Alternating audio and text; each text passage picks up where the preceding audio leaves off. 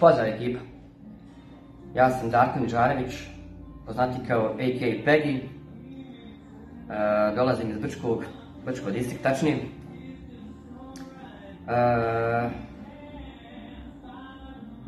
Bavim se ovim od 2000. godine, tačnije kad sam prvi put čuo Tupac. Tad mi je bum, nešto bilo u glavi i to je neki, ajmo reći, presjek onoga svega što će danas odvija, jel? Što se tiče karijere, davno sam je otpočeo, to jest kao Underdogs team, bilo nas je dvoje. I posle to nekako je stalo, šta ja znam, jednostavno moralo je tako da bude, odveo nas je život na druge stvari. Ja sam nastavio dalje karijeru solo da radim i iz godine u godinu čuli smo se nekako sa nekim drugim ljudima i tako to.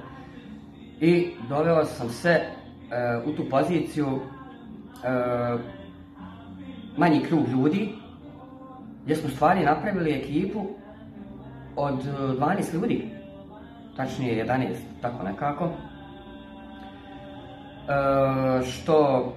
Što beatmakera, što MC-eva, jel? I na čelu s King Miretom. Tad smo bili osnovali ekipu Brčko Beats. Radili smo stvarno što pojedinačno, što sampler. Izbacili smo par isto i videa. Bila je to stvarno, što se kaže, top godina. Tu smo se iz godine u godinu probijali i radio sam 2-3 godine tu zajedno sa njima. Gdje se i to, nažalost, nekako sve razišlo, jel? Što porodični ljudi su postali, što neki drugi putevi su nas razišli, jel? Sve je to nekako dovelo do samog rada, snimanja i svega toga, da bi kroz evo, gdje smo sad tu gdje jesam, na Facebooku sam se čuo s ljudima i tako upoznali i došli smo do, u stvari ja sam upoznao neku ekipicu, 85, gdje smo u stvari prije toga čuli se sa drugim momcima, s MC-evima, kroz priču, jel? Da smo mogli napraviti neki kao sajfer, jel?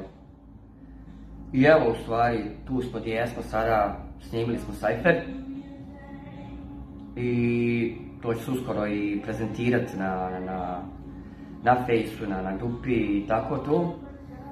85 Crew postala u stvari jedna velika familija, gdje ima ljudi iz Brčkog, iz Zagreba, tačnije Srbije, Hrvatske i Bosne i Hercegovine, gdje nastavljamo snimat i gdje ćemo prezentovati u stvari koliko je ovo dovelo spoj ljudi i ne hejt, nego jednostavno ljubav prije svega, ljubav prema muzici.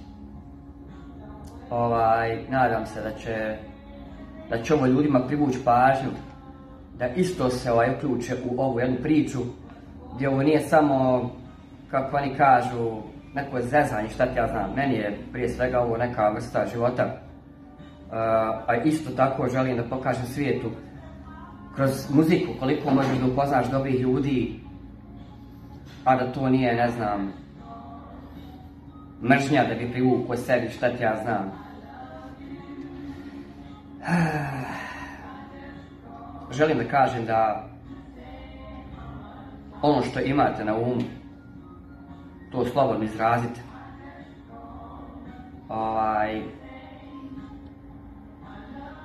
To je to. Imate veliki pozdrav.